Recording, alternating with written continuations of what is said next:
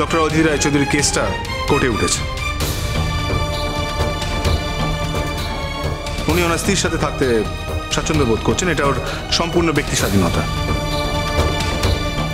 এই ব্যাপারে আমার কিছু করার নেই। আপনারাই তো আমাকে বিয়ে দিয়ে এই বাড়িতে নিয়ে এসেছেন,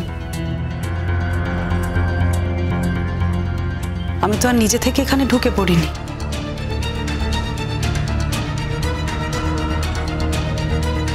আর আমার স্বামী যে আসে না তার দায়ে আপনাদেরও বই কি।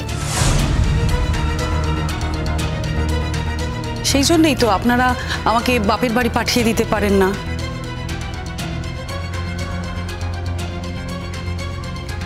সেই জন্যই তো আপনারা আমার খাওয়া পড়ার সমস্ত খরচা দিতে বাধ্য হন। খবরদার, তুই করে বলছি।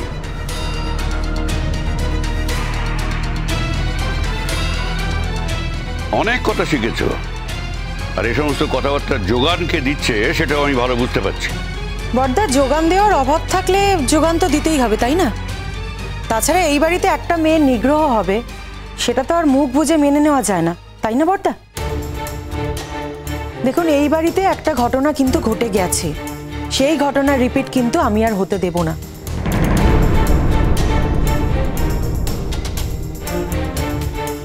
তাছাড়া আপনারা যে এত বড় বড় কথা বলছেন যে আপনাদের ছেলে বিদেশে পড়ে রয়েছে, আর যদি শ্রমণা আপনাদের দিকে আঙুল তোলে,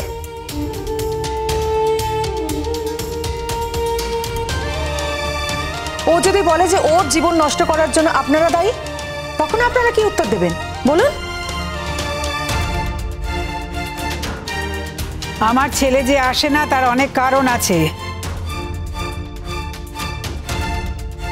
হ্যাঁ মা, সেই কারণগুলো এখন আমার জানা হয়ে গেছে।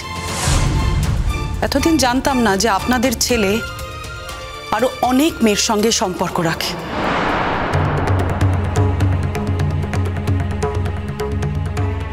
তাই আমার স্বামীর তার বউয়ের কাছে আসার প্রয়োজনীয়তাই মনে করে না। আর বাবা, আপনারা যে কথাগুলো জানতেন না তাও তো নয়।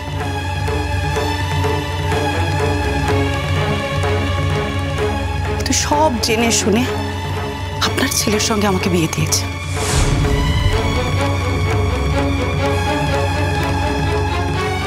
আমি উপরে যাচ্ছি। দাঁড়াও, এই ব্যাপারে মীমাংসা করে তারপরে যাও। সরি জেঠুমনি, আমার হাতে কিচ্ছু নেই। ডক্টর আদিদেব রায়চৌধুরী এবং ডক্টর অদিতি রায়চৌধুরী যদি একসাথে থাকতে স্বচ্ছন্দ্য বোধ করে, তাহলে আমি তো ডক্টর আদিদেব রায়চৌধুরীকে হাত ধরে টানতে টানতে টেনে হিঁচড়ে তাকে নিয়ে চলে আসতে পারি না, এটা আমার অধিকারের বাইরে।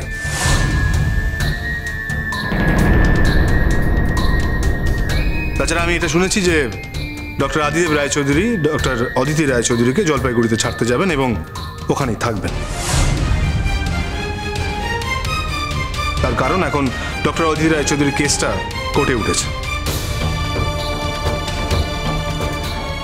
উনি ওনার স্ত্রীর সাথে থাকতে স্বাচ্ছন্দ্য বোধ করছেন, এটা ওর সম্পূর্ণ ব্যক্তি স্বাধীনতা।